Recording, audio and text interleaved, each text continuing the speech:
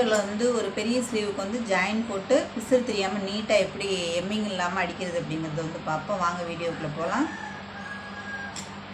இப்போ இந்த மாதிரி நான் வந்து ஆம்கோல் ஜாயிண்ட்டில் இருக்கிற பீஸ் வந்து 2 எடுத்து வச்சுருக்கேன். இதை ஆல்ரெடி நான் போட்டிருக்கேன். பார்க்காதவங்க இதை பார்த்து தெரிஞ்சுக்கணுங்க ஜாயிண்ட் எப்படி போடுறதுன்னு.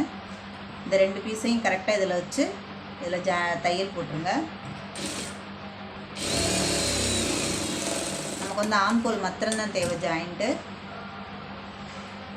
அப்படி இந்த பக்கமாக திருப்பி அதையும் போட்டுக்கிறோங்க.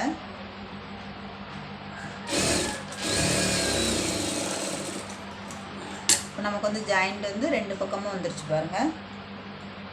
அதே மாதிரி 2 ஸ்லீவுக்கும் வந்து போட்டு வச்சுக்கிறோங்க. இப்போ இந்த பக்கம் உள் பக்கம் வந்து ஜாயிண்ட் இருக்குது. இப்போ இதை எப்படி தைக்கணும் அப்படிங்கிறது வந்து பார்ப்போம். இது வந்து உள் பக்கம், இது வந்து வெளிப்பக்கம். இப்போ எப்படி போடணும் அப்படிங்கிறத காமிக்கிறேன். இப்போ நமக்கு ஜாயிண்ட் போட்டிருக்கோம் பாருங்கள், அதை வந்து திருப்பி போட்டுக்கணும். ஜாயிண்ட் இல்லாத பக்கம் வந்து உள் பக்கமாக வச்சுக்கிறோங்க. இந்த மாதிரி இது வந்து நல்ல பக்கம் இருக்கணும். 2 நல்ல பக்கமும் ஒரே மாதிரி வரணும். தையலுக்கு எந்த அளவுக்கு கிளாத் எடுத்துருக்கீங்களோ அந்த அளவுக்கு தையல் போடுறதுக்கு அதை வந்து வச்சுக்கிறோங்க. எக்ஸ்ட்ரா உள்ளதை கட் பண்ணிக்கிறோங்க.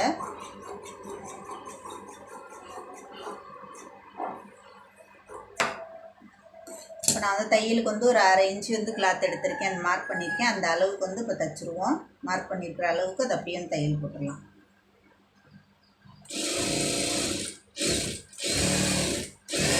கரெக்டாக நேராக வந்து தையல் போட்டுருங்க.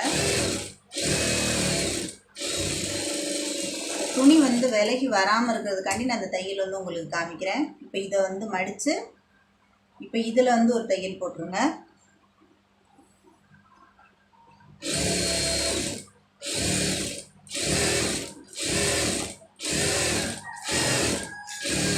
இது எல்லாரும் சொல்லித்தரது தானே அப்படின்னு நினைக்கிறது இல்லை. இப்போ பாருங்கள், இதை அப்படியே திருப்பிக்கிறங்க. திருப்பிக்கிட்டு இருந்தாருக்கு பாருங்கள். அந்த இந்த மெயின் பீஸில் உள்ள கிளாத் வந்து இந்த மாதிரி பிரிச்சுருக்கு, தூக்கி இருக்கு பாருங்கள்.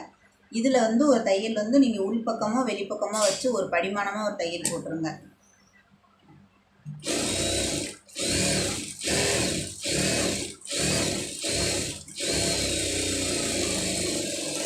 இப்போ துணி வந்து நமக்கு வந்து வெளியில் தள்ளி வராது.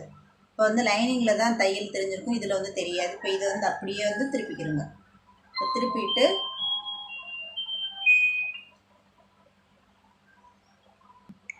இப்போ நமக்கு வந்து தையல் வேணும் அப்படின்னா இதில் வந்து ஒரு தையல் போடலாம். இல்லை அப்படின்னா துணி வந்து நமக்கு வந்து தள்ளி வராது. அதுக்காண்டி தான் இந்த 2 தையல் வந்து போடுறது. இப்போ வேணும்னு சொன்னீங்கன்னா இதை அப்படியே திருப்பிட்டு கரெக்டாக அந்த ஒட்டில் வந்து ஒரு தையல் போட்டுக்கிறோங்க. நமக்கு வந்து நீட்டாக இருக்கும் இந்த ஸ்லீவ் வந்து. அப்படியே அந்த தைச்சிருக்கதோட திருப்பிடுங்க.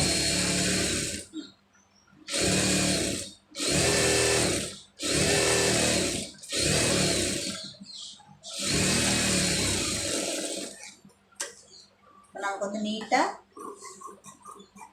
சுருக்கம் இல்லாமல் எப்படி வந்திருக்கு பாருங்கள். ஜாயிண்ட்டோட இது வந்து ஒரு பெரிய ஸ்லீவ், அதாவது ஆம்கோல் ஜாயிண்ட்டுக்குள்ள ஸ்லீவ் வந்து இப்படி தான் வந்து நமக்கு வந்து ஜாயின் போடணும். ஜாயின் போட்டுட்டு இப்படி பாருங்கள், நீட்டாக வந்துருக்கு பாருங்கள். கை வந்து எவ்வளோ அழகாக வந்துருக்கு அப்படின்னு. இந்த மாதிரி வந்து நீங்களும் ட்ரை பண்ணி பாருங்கள். நமக்கு போட்டுக்க ஜாயிண்ட் வந்து தெரியாது. தையல் வந்து உள்ளுக்குள்ள வந்து ஒரு தையல் போட்டுருங்க. அப்போ வந்து தையல் வந்து அதாவது லைனிங் பீஸ் வந்து வெளியில் தள்ளாது. அதுக்காண்டி தான் இந்த மாதிரி ஒரு தையல் வந்து போடுறது. இப்போ நான் 2 ஸ்லீவும் வந்து அதே மாதிரி ரெடி பண்ணி வச்சுருக்கேன் பாருங்கள். நீட்டாக இருக்குது ஸ்லீவ் வந்து. கொஞ்சம் கூட சுருக்கம் இல்லாமல் நமக்கு எம்மிங் தேவையில்ல, நீட்டாக இருக்குது. எப்படி வந்திருக்கு அப்படிங்கிறது வந்து எல்லோரும் சொல்லித்தரது தான். இதில் வந்து இந்த எக்ஸ்ட்ரா ஒரு தையல் வந்து உள்ளே போடுறோம். அதை வந்து போடாதவங்க, புதுசாக தைக்கிறவங்களுக்காண்டி. இது வந்து நான் ரெகுலராக தைக்கிறவங்களுக்கு வந்து தெரியும். புதுசாக தைக்கிறவங்களுக்காண்டி இந்த வீடியோ. டவுட் ஏதாவது இருந்துச்சுன்னா கமெண்ட் பண்ணுங்கள். நெக்ஸ்ட் வீடியோவில் பார்ப்போம்.